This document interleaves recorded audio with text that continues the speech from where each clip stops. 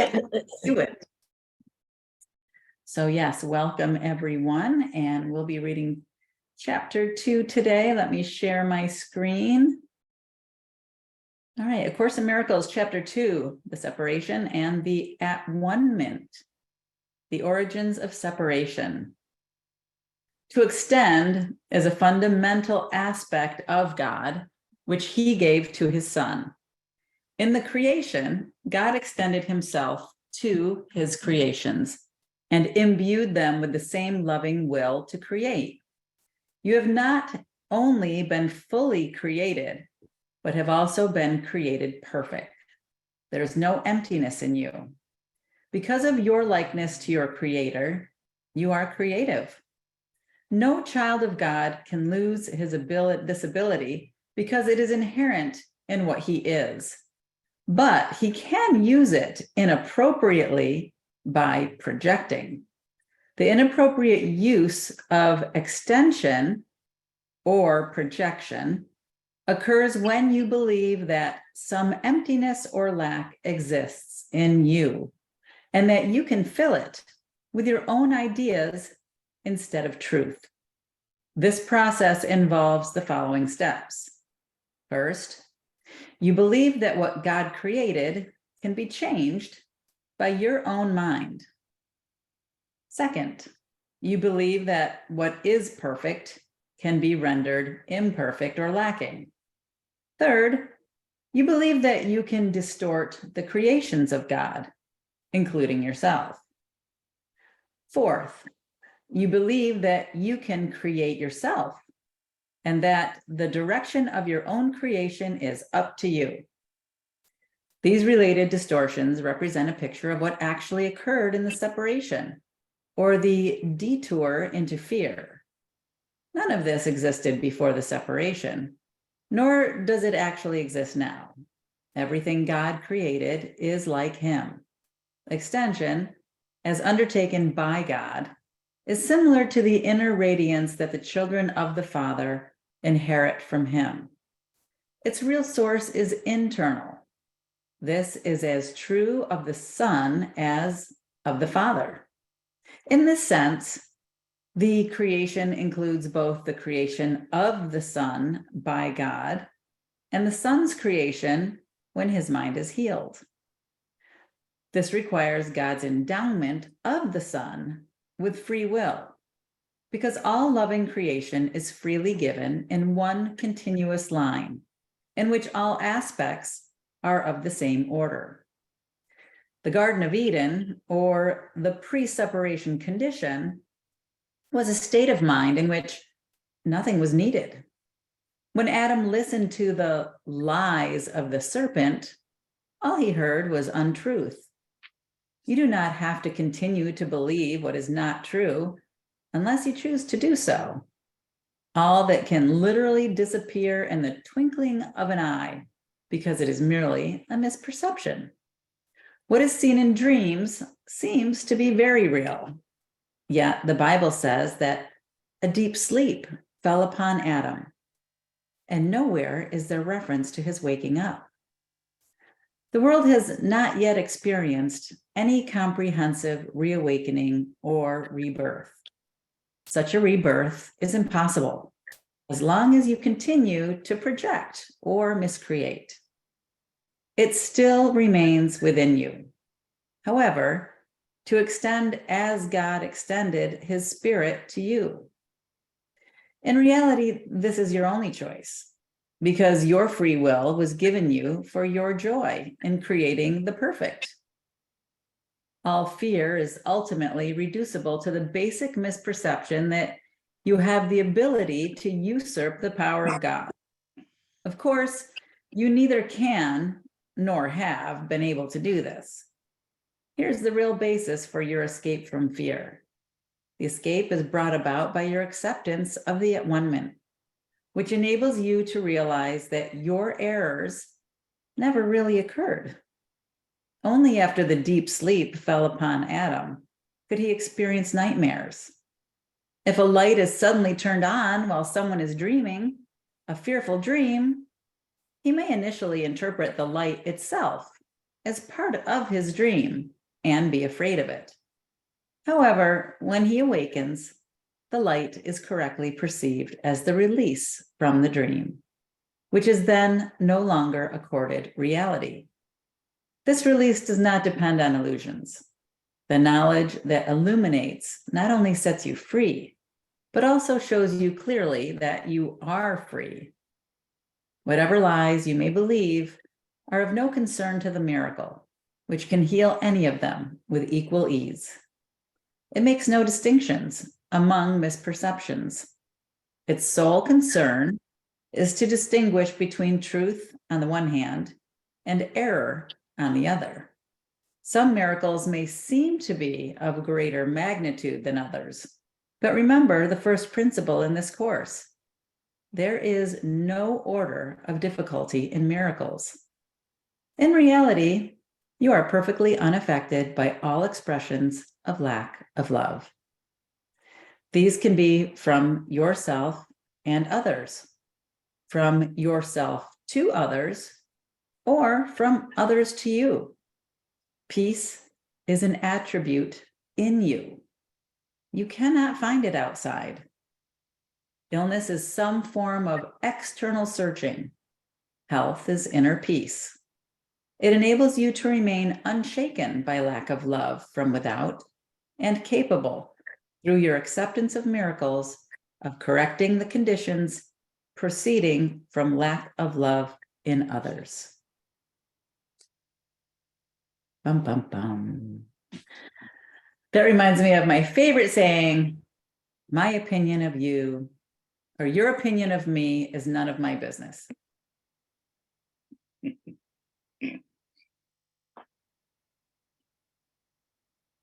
Because it has nothing to do with you, right?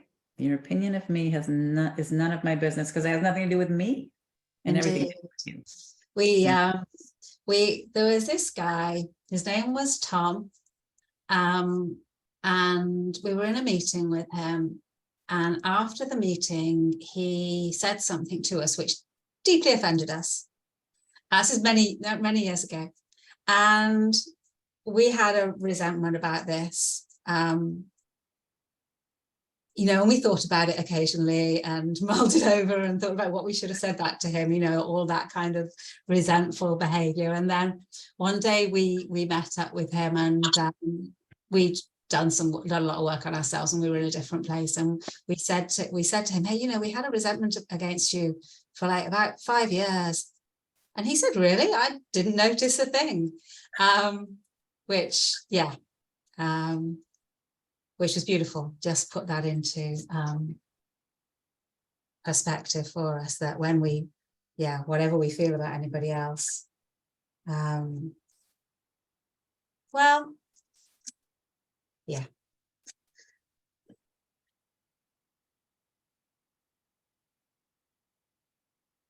Thank you for sharing that. We like the first part of this chapter. It's something that we remind. It's you know how, like, at any one time there seem to be particular parts of the course that are more relevant to you, and your personal journey. Well, keep it with ourselves. We feel that so this is kind of something that is being drummed home to us a lot at the moment. It's like our personal tuition on this course is that we did not create ourselves. And so we don't need to decide who we are. We don't need to create who we are. We don't need to make up who we are. In fact, we don't even need to be who we are, because we are who we are. So there's absolutely nothing that we need to do in terms of that. And that's massive, you know. We realize that we spend so much time trying to be better, trying to be different, trying to create a pleasing persona that people will like, that will get what we need, get what we want out of situations, you know, all of that work that we do on creating ourselves. And we don't, and that constant sort of low level fear in any kind of social situation, that we aren't being we're not quite right. Like even now, as we're talking, we're like, sort of assessing how we're being received by people and feeling insecure about that. And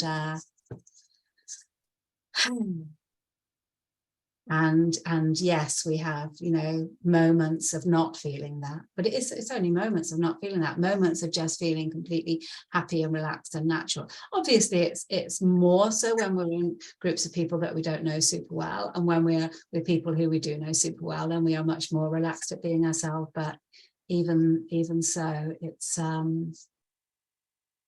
we want the freedom. We want to, what does it say? We want to completely accept the atonement and realize that our errors never really occurred, and we want that to be something that we realize once and for all and never have to think about again. Thank you very much. We'll stop talking there. I mean, I think it's an age-old question, right? We were created, but we created ourselves. I mean, if we believe that we're one, then we had something to do with it in part. It gets very convoluted for me anyway. Well, as God, we are an extension of God, created by the one mind. I guess the way I look at it, and this is kind of like a funny, strange way to look at things, but I'm kind of an artist at heart.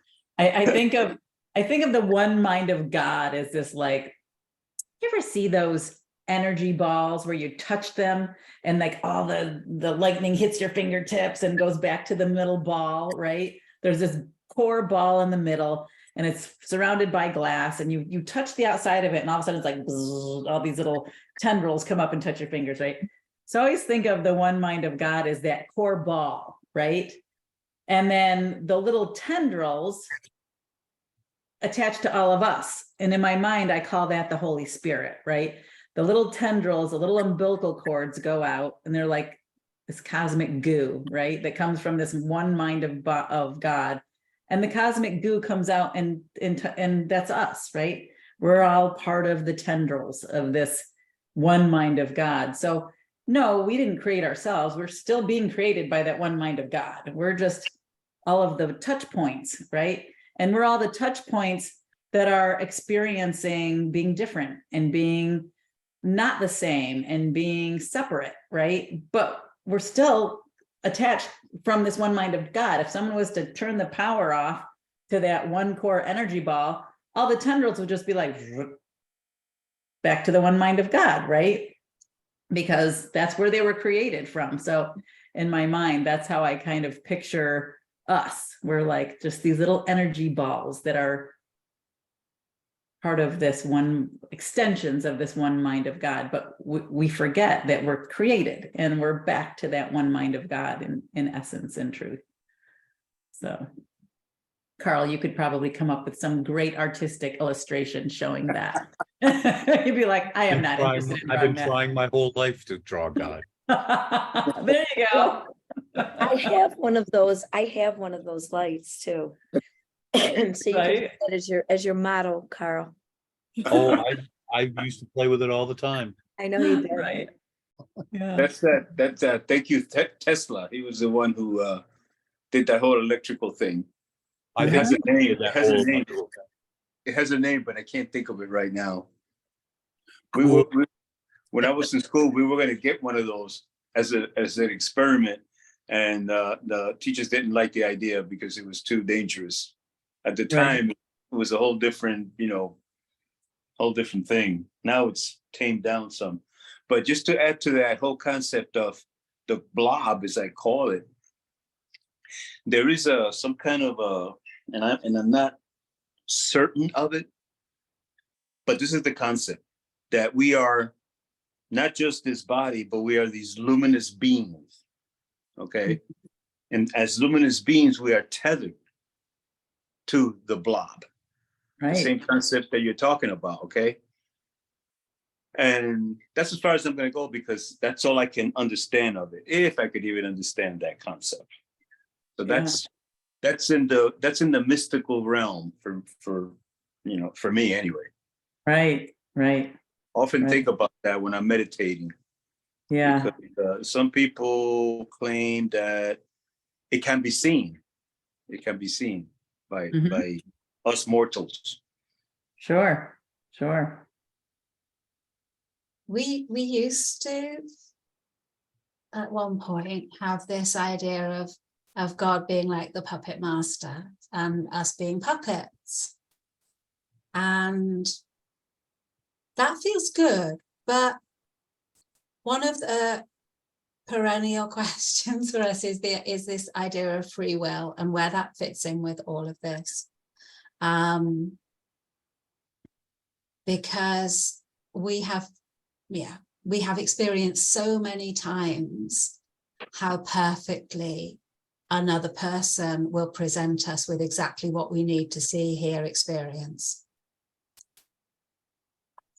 And we know that we have provided that experience for so many other people. And it's like, where does free will come into that? You know, if we absolutely need you to knock on our door and tell us that you've lost your dog, and if that experience will lead us to something, I mean, we know it's not random. You know, we can pray for something and it will arrive on our doorstep, literally like that.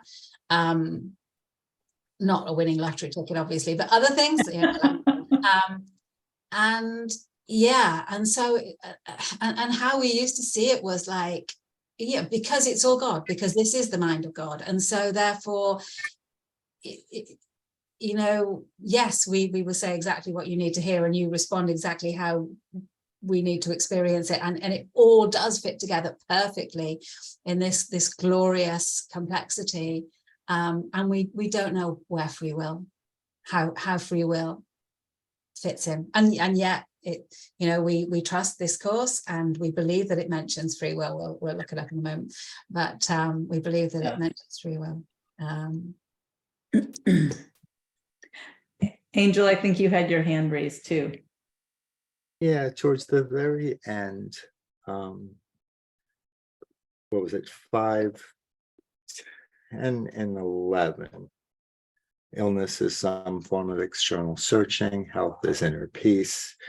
The implication with the first line, it would seem that, well, hang on a second while we stop that from coming in. Yeah, illness is some form of external searching. So the implication would be that health then would be some kind of internal searching, which is not searching, period, is not peace. And so we had to make that distinction for ourselves, that it is not the opposite. It's not internal searching either, you know, it's not the cure for illness. So Right. that's what we took from it, but we weren't but it was not obvious to us. So Do you have a question around that, or are you just kind of throwing out your experience? we don't okay, well, if illness is some form of external searching and the opposite is health, and then the opposite of external searching is inner peace, is what Right. we're taking from that. And so working it the other way, what is a lack of peace then? What is lack of peace? Yeah, I mean, based with Would be external searching, and that would be need, right? Needing something or feeling lack. Does that make sense? yeah, no, we asked the question horribly. That wasn't what we were asking, but we don't know if we're asking a question, but we are sharing that part of, we might have been, but we may have answered it ourselves as well. As we said, we're pretty tired today. We're going to stop Yeah. talking. No, that's great. I'm glad you brought that up, because that was actually one of the parts that we read that seemed very profound for me as well. Just that, you know, peace is an attribute in you already. You can't find it outside. And I know for most of my life, I searched for happiness outside of me. And of course, I thought that that would bring me peace and bring me joy and bring me all the things that I would ever need happily ever after, right? And time again, I was being redirected, as Kuzume pointed out. The universe always brings you exactly what you need, and it was just a slam door right in my face. Don't look here again. So of course, okay, well, I'll look over there then. And of course, over there wasn't the right place to look either. And until I actually just went inside, and it wasn't even a searching, it was, I didn't have any place else to look. There was, so many doors had been shut in my face that I gave up. And it wasn't a searching inside, it was just a recognition of what was already there. And because it was the only thing left. There was nothing, literally nothing left. And so I think, you know, that for me really, really spoke to that section that we just read. Our experience is the same. That there's that one chapter which begins, seek not outside yourself, for it will fail and you will weep each time an idol falls. And that's kind of became our most loved and most hated part of this course, because so desperately we looked for somebody, you know, basically somebody looking for love, looking for that relationship that would fulfill us and validate us and make us feel peaceful, and and thinking that we could find it in another person. And well, there's a lot of stuff we will be reading later, isn't there, about that whole idea. Absolutely. That line, it just gradually became a working part of our mind, so that as soon as we would feel even the slightest idea of, oh, there's a nice shiny thing, we would think, seek not outside yourself, for it will fail and you will weep. You're going to get hurt here. There's no doubt about it. Every time an idol falls, and they will all fall, until we give up and look inside ourselves, and then we find heaven. Amen. Absolutely. That is exactly my experience. Even seems weird to say amen because it seems religious, but it's just the truth, right? I did find free will, if anybody wants to hear that explanation. I found it in the glossary. Oh, yes, please. Okay, so free will, make sure it's from the beginning. Okay, free will, existent only in the illusory world of perception, where it appears that the Son of God has the power to separate himself from God.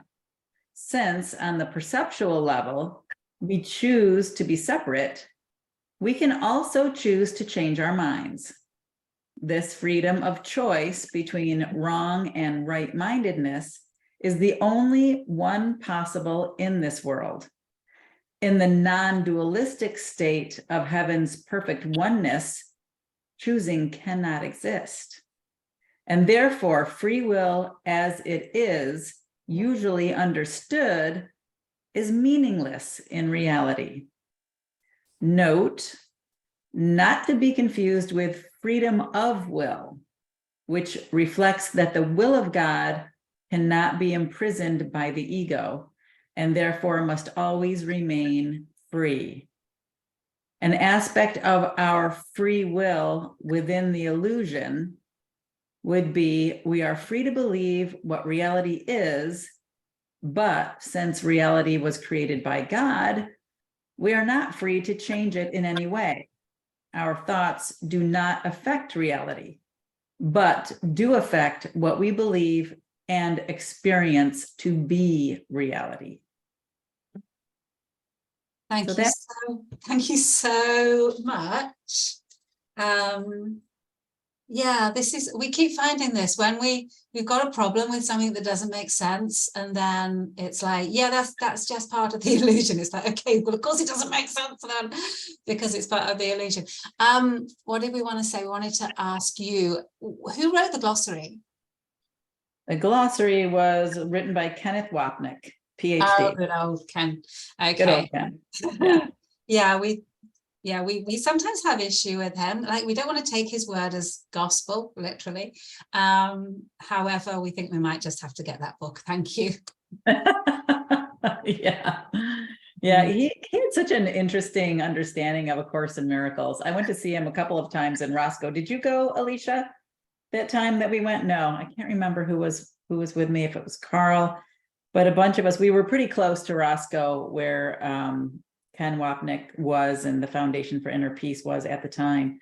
And we went a couple of times to listen to him.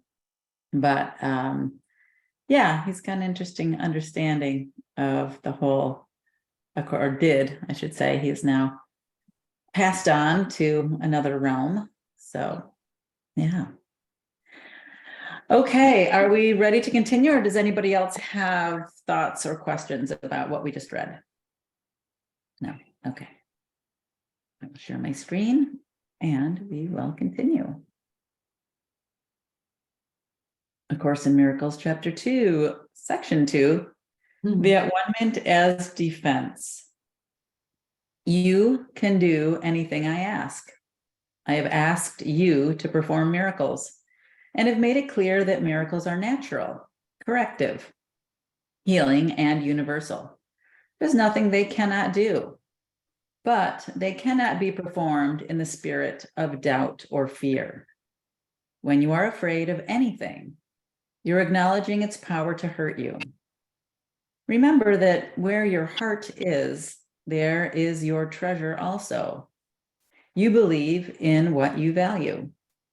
If you are afraid, you are valuing wrongly. Your understanding will then inevitably value wrongly.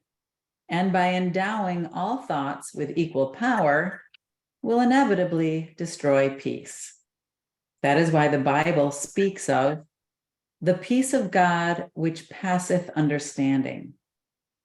This peace is totally incapable of being shaken by errors of any kind. It denies the ability of anything, not of God, to affect you. This is the proper use of denial. It is not used to hide anything, but to correct error. It brings all error into the light. And since error and darkness are the same, it corrects error automatically. True denial is a powerful protective device. You can and should deny any belief that error can hurt you. This kind of denial is not a concealment, but a correction. Your right mind depends on it.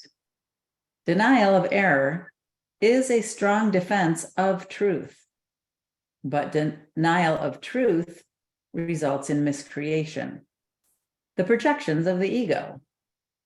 In the service of the right mind, the denial of error frees the mind and reestablishes the freedom of the will. When the will is really free, it cannot miscreate because it recognizes only truth. You can defend truth as well as error. The means are easier to understand after the value of the goal is firmly established. It is a question of what is it for? Everyone defends his treasure and will do so automatically. The real questions are, what do you treasure? And how much do you treasure it? Once you have learned to consider these questions and to bring them into all your actions, you will have little difficulty in clarifying the means. The means are available whenever you ask. You can, however, save time if you do not protract this step unduly. The correct focus will shorten it immeasurably. The at-one-ment is the only defense that cannot be used destructively because it is not a device you made. The at-one-ment principle was in effect long before the at-one-ment began. The principle was love, and the at-one-ment was an act of love. Acts were not necessary before the separation because belief in space and time did not exist. It was only after the separation that the at-one-ment and the conditions necessary for its fulfillment were planned. Then a defense so splendid was needed that it could not be misused, although it could be refused. Refusal could not, however, turn it into a weapon of attack, which is the inherent characteristic of other defenses. The at-one-ment thus becomes the only defense that is not a two-edged sword. It can only heal. The at-one-ment was built into the space-time belief to set a limit on the need for the belief itself, and ultimately to make learning complete. The at-one-ment is the final lesson. Learning itself, like the classrooms in which it occurs, is temporary. The ability to learn has no value when change is no longer necessary. The eternally creative have nothing to learn. You can learn to improve your perceptions and can become a better and better learner. This will bring you into closer and closer accord with the sonship. But the sonship itself is a perfect creation, and perfection is not a matter of degree. Only while there is a belief in differences is learning meaningful. Evolution is a process in which you seem to proceed from one degree to the next. You correct your previous missteps by stepping forward. This process is actually incomprehensible in temporal terms because you return as you go forward. The at-one-ment is the device by which you can free yourself from the past as you go ahead. It undoes your past errors, thus making it unnecessary for you to keep retracing your steps without advancing to your return. In this sense, the at-one-ment saves time, but like the miracle it serves, does not abolish it. As long as there is need for at-one-ment, there is need for time. But the at-one-ment has a completed plan. As a completed plan has a unique relationship to time. Until the at-one-ment is complete, its various phases will proceed in time, but the whole at-one-ment stands at time's end. At that point, the bridge of return has been built. The at-one-ment is a total commitment. You may still think this is associated with loss, a mistake all the separated sons of God make in one way or another. It is hard to believe a defense that cannot attack is the best defense. This is what is meant by the meek shall inherit the earth. They will literally take it over because of their strength. A two-way defense is inherently weak, precisely because it has two edges and can be turned against you very unexpectedly. This possibility cannot be controlled except by miracles. The miracle turns the defense of at-one-ment to your real protection. And as you become more and more secure, you assume your natural talent of protecting others, knowing yourself as both a brother and a son.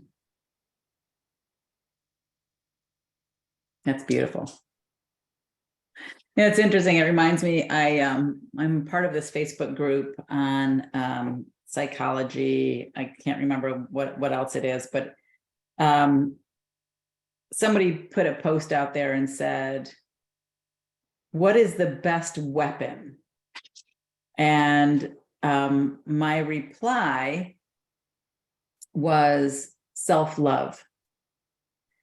And somebody responded, well, that's selfishness. And my initial ego response was, they didn't agree with my thought. They don't know what they're talking about. Of course, that's my ego, engaging and wanting to feel hurt and attacked, right? But then I went right into that part that we just read, that we're all we're all part of the at-one-ment, right? We're all part of that one mind of God. So I completely addressed it and said, self-love is the love of self and all my brothers, including you. And then we got into this, back and forth and back and forth. And, at the end, it was just such a loving conversation, but look how easy it is to get defensive and hurt, right? When people who don't understand or have never experienced what true self-love is, your ego still is in there going, what parts of your frightened personality have you not healed yet, right? And it's so important to be vigilant and to recognize that immediately, so that then you can embrace your brothers instead of going into attack mode. Well, think But- about the first time that that particular concept came into your mind. You didn't always think about self-love, and at one point, perhaps you might have even thought that self-love was of the ego, or that it was selfish, Yeah, definitely. I definitely felt that. Mm-hmm. right? Yeah, you're right, Before, Ernest. before you started on this Right. journey, or Right. reading more things about what that really is. Sure. Sure. Because in my world, if I made everybody else happy, then I would be happy. All right. Oh, That's people pleasing syndrome. Mm-hmm. Yep. Yep.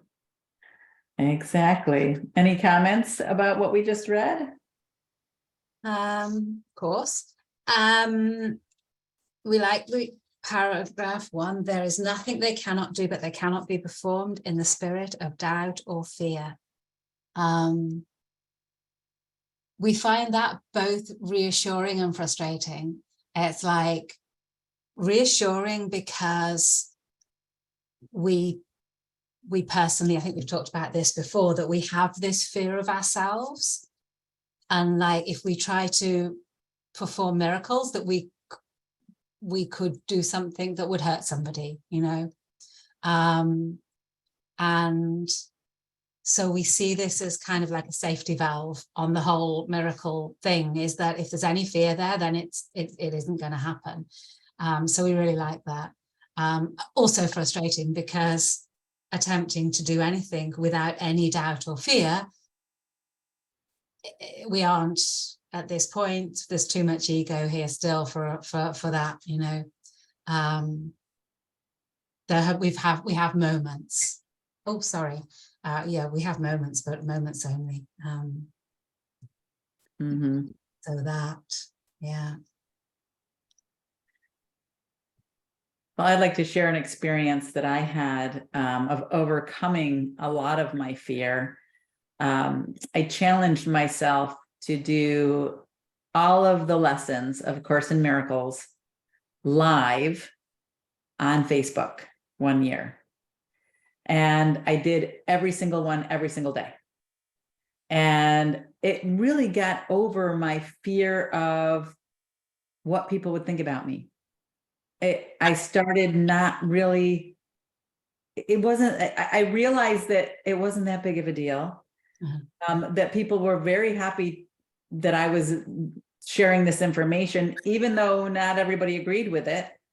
I don't even know if anybody ever even attacked me or my ego when I was doing them live. I don't remember that ever happening. But I remember being afraid that was going to happen. I remember being afraid of being judged. I remember being afraid of just so many things. And I remember just being afraid of putting myself out there and sharing A Course in Miracles, because I didn't know if everybody would want to hear what I had to say, because there's a lot of Course in Miracles lessons that don't necessarily go along with people's way of thinking about religion and other things. But yeah, it was a really great challenge, and it really helped me to overcome a lot of that fear of just being myself. Yeah. It reminds us of honest. When you said what's the best weapon, the word that came into our mind was truth. We think truth is an amazing weapon because, yeah, it's that still small voice of truth that doesn't need to shout because it's true, and therefore, Right. nothing can beat it. And yeah, what you're saying now reminds us of becoming honest. That we used to be so dishonest. We were constantly afraid of what people would think if we were honest about anything. And then it's like you try it, we tried it, and it's like, okay, that was good. And that went okay. And gradually learning to be honest, even about the things, even about the things that we're really scared of the consequences of our honesty, usually interpersonal consequences. But yeah, anyway, yeah. We like the bit in paragraph 1 as well, where it talks about the peace of God which passeth understanding. Yeah, we believe, obviously, you know, as it said in the last chapter, that peace is within us all. We became aware of it for the first time in 2001, and since then we have been through a lot, you know, including, you know, very abusive relationship, living in a women's refuge, relapsing on alcohol and drugs. You know, we've been through a lot, but at no point ever did we lose sight of that peace. Once we knew what it was, once we knew where it was, and we knew, you know, once we'd experienced it, it's like, yeah, that's ours now. Well, it always was, but yeah, now we know. So we like being reminded of that.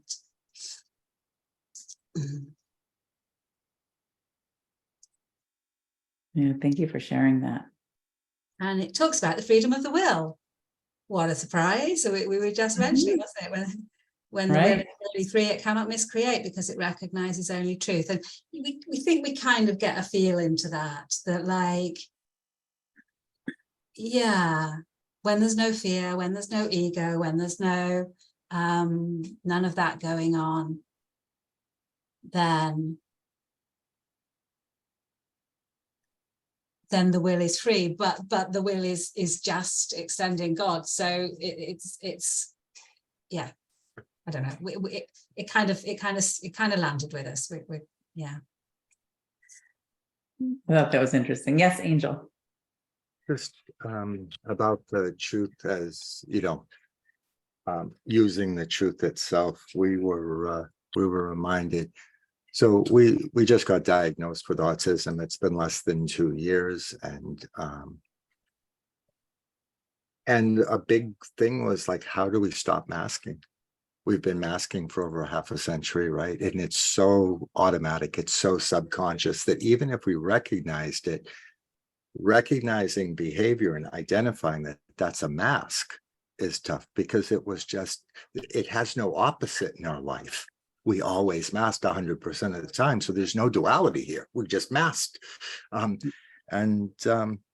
We were discussing it with someone, but shortly thereafter, you know, the police had stopped us, and we were, for something, it was benign, but, you know, they stopped us for something, and we masked so heavily with scripts that we had written ages ago, right? You know, to go ahead and get through that encounter, because the words aren't always easy for us in a situation like that.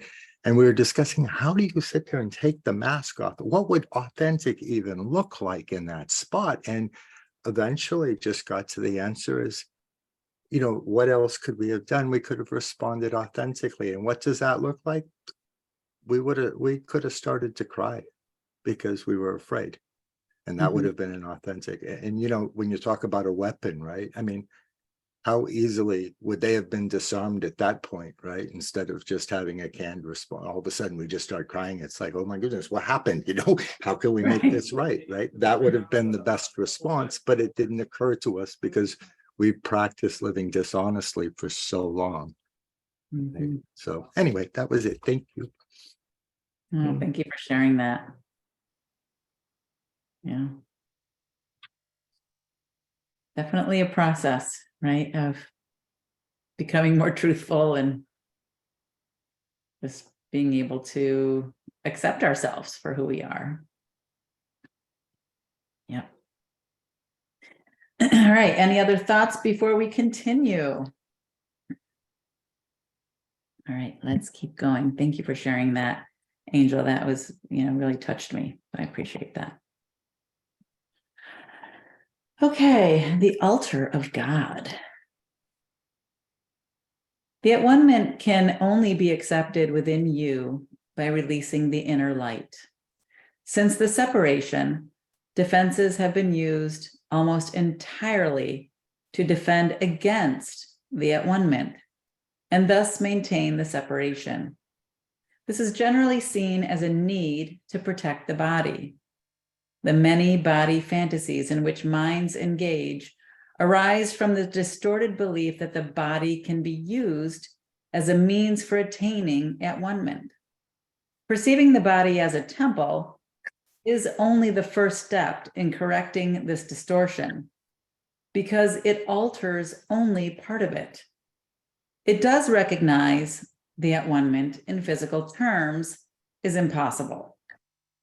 The next step, however, is to realize that a temple is not a structure at all. Its true holiness lies at the inner altar, around which the structure is built. The emphasis on beautiful structures is a sign of fear of at-one-ment and an unwillingness to reach the altar itself. The real beauty of the temple cannot be seen with the physical eye. Spiritual sight, on the other hand, cannot see the structure at all because it is perfect vision. It can, however, see the altar with perfect clarity. For perfect effectiveness, the at-one-ment belongs at the center of the inner altar, where it undoes the separation and restores the wholeness of the mind. Before the separation, the mind was invulnerable to fear because fear did not exist. Both the separation and the fear are miscreations that must be undone for the restoration of the temple and for the opening of the altar to receive the at-one-ment. This heals the separation by placing within you the one effective defense against all separation thoughts and making you perfectly invulnerable. The acceptance of the at-one-ment by everyone is only a matter of time.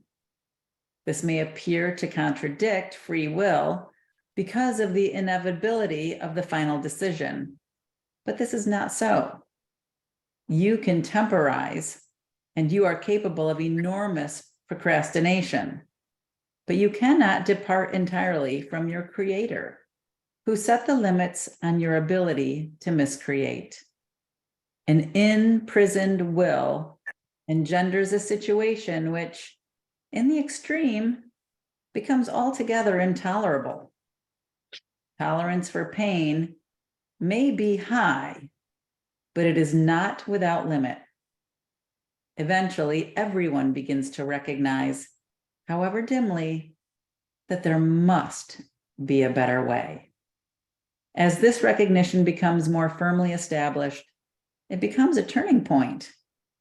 This ultimately reawakens spiritual vision, simultaneously weakening the investment in physical sight. The alternating investment in the two levels of perception is usually experienced as conflict, which can become very acute. But the outcome is as certain as God. Spiritual vision literally cannot see error and merely looks for at-one-ment. All solutions the physical eye seeks dissolve. Spiritual vision looks within and recognizes immediately that the altar has been defiled and needs to be repaired and protected. Perfectly aware of the right defense, it passes over all others, looking past error to truth. Because of the strength of its vision, it brings the mind into its service. This reestablishes the power of the mind and makes it increasingly unable to tolerate delay, realizing that it only adds unnecessary pain. As a result, the mind becomes increasingly sensitive to what it would once have regarded as very minor intrusions of discomfort. The children of God are entitled to the perfect comfort that comes from perfect trust. Until they achieve this, they waste themselves and their true creative powers on useless attempts to make themselves more comfortable by inappropriate means. But the real means are already provided and do not involve any effort at all on their part. The at-one-ment is the only gift that is worthy of being offered at the altar of God because of the value of the altar itself. It was created perfect and is entirely worthy of receiving perfection. God and his creations are completely dependent on each other. He depends on them because he created them perfect. He gave them his peace, so they could not be shaken and could not be deceived. Whenever you are afraid, you are deceived, and your mind cannot serve the Holy Spirit. This starves you by denying you your daily bread. God is lonely without his sons, and they are lonely without him. They must learn to look upon the world as a means of healing the separation. The at-one-ment is the guarantee that they will ultimately succeed. Well, that is lovely. It's interesting to know that God is lonely without us. He let all of his little lammies out of the gate, and now they're spread out, wandering, running amok. And he's trying to get them all back. Come back. And see, I don't personify God like that, and I don't, in my perception, God isn't lonely at all. God is smiling at us like we would a child that has been given some latitude and is exploring his or her world and figuring out for themselves what the values are. So I don't look, since God created all, God is all, and all is God, therefore there's never a separation. So to me, there's never a loneliness. Right, that I is think so that's, odd. Mhm. you know, sort of the personality of the person, because when we channel, if you will, so the book is written more or less from Jesus, but it is still channeled through a certain personality, which is reflected in the use of only he and certain other things that are apparent in the writing. And this to me is one of those. It's also the way that most people do think of God, as we personify God and we make God a person sitting in the clouds, making all these acting just as we do. And therefore it's natural to then assume that God is lonely. I totally get what you're saying, Mary. I find it so interesting that the course would even say that.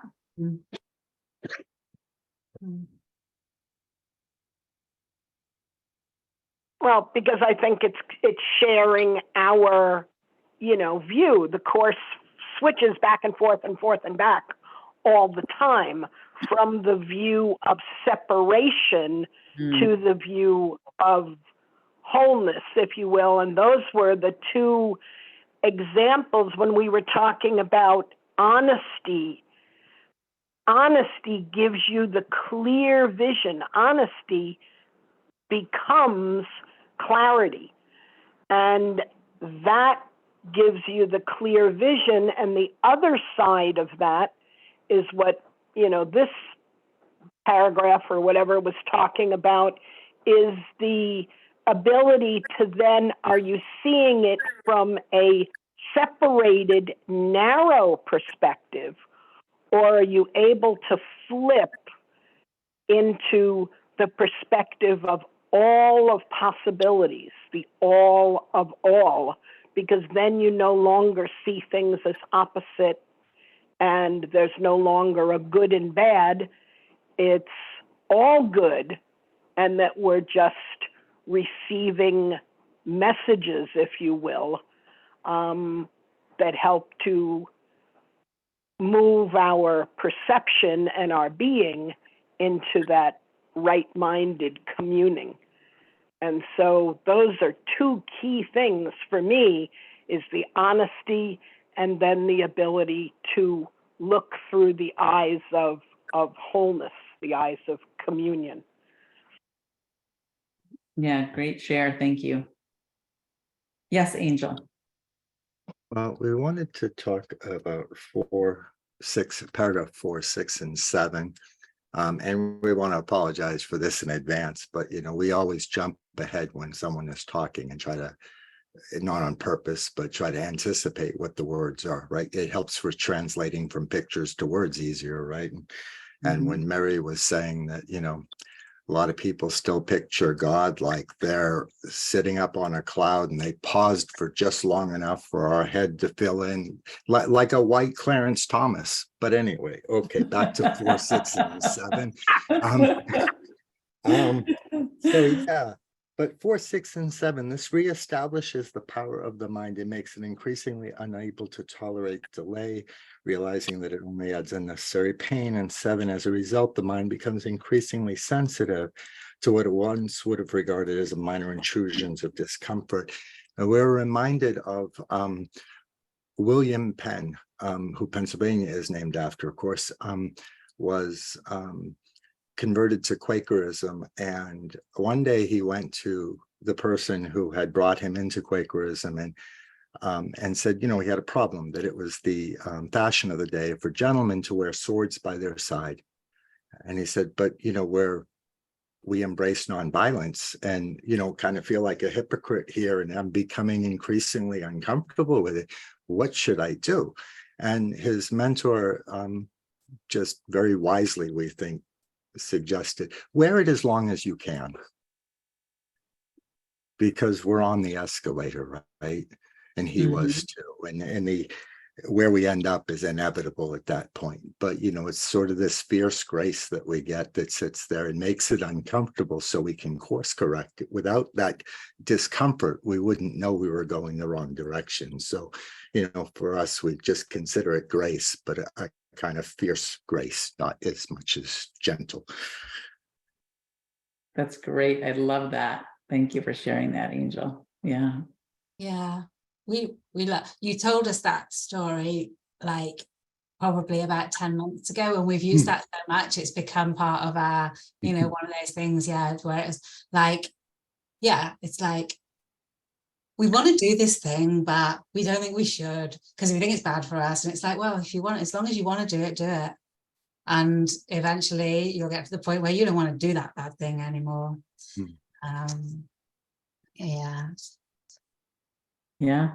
We just wanted to say right at the beginning, since the separation, defenses have been used almost entirely to defend against the atonement and thus maintain the separation.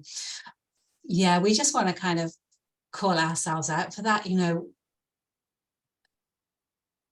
It's like we talk about the separation and we talk about realizing our at-one-ment.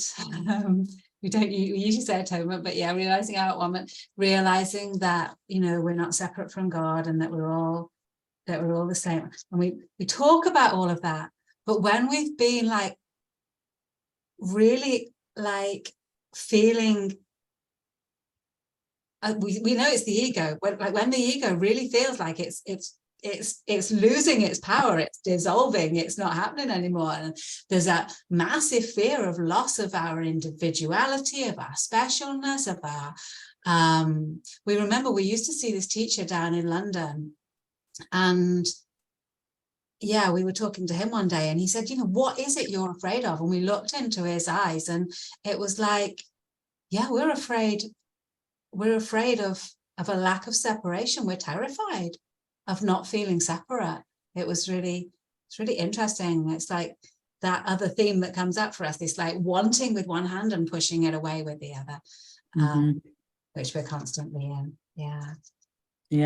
I totally relate to that, Kuzume, and kind of reminds me of when I first started, I don't know if you want to call it coming out as being a Course in Miracles student. Like I did a lot of this study on my own and talked amongst friends, but then when I first started really embracing it and talking about it I'd be at dinner parties with a table of 8 people, and I'd be bored to death with what was being talked about, right? Because I'm like, oh my gosh, I can't even listen to this meaningless jibber jabber one more minute, right? So I just throw out there something about Course in Miracles. And I will tell you what, got such amazing, engaging conversations.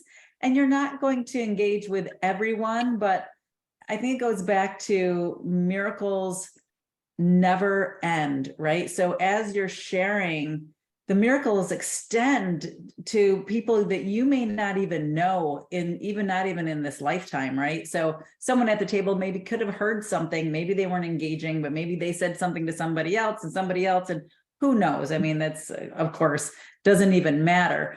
But again, it just goes back to, once I started embracing the truth about who I was and sharing it with others, I got so much more excited about going places and being with people, even especially people I didn't know. It was almost like in my mind, I kept thinking that Mike Dooley, if anybody follows Mike Dooley, always said, you're never in the place you are for the reason you think you're there. And I don't even know if that was Mike Dooley or if that was somebody else, but Mike Dooley always used to talk about putting yourself out there and just, sharing with people, and don't sit at home in the couch where no one can find you, right? So I remember just saying, I'm not here for the reason I think I'm here. I'm here to make connections with other sons of God. That is my purpose for being here. I'm not here because it's a dinner party for this thing that I could care less about. I'm not here because it's for whatever reason. I'm here because it's my opportunity to connect with my brothers and heal the separation. And, not that that's even necessary, right? Because we know we're not even separate, but it just made the things so much more fun and meaningful, just being out there. So I just wanted to share that.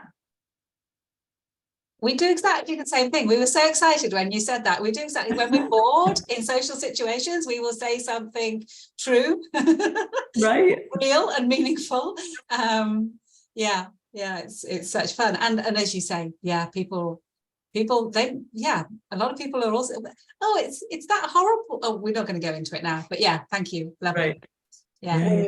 When you said that, Terry, I said, oh yeah, it's nice, because maybe in some circles it will start some stimulating, engaging conversations, but you could also clear a room. Which isn't a bad thing either. No, we were Bad thing thinking, either.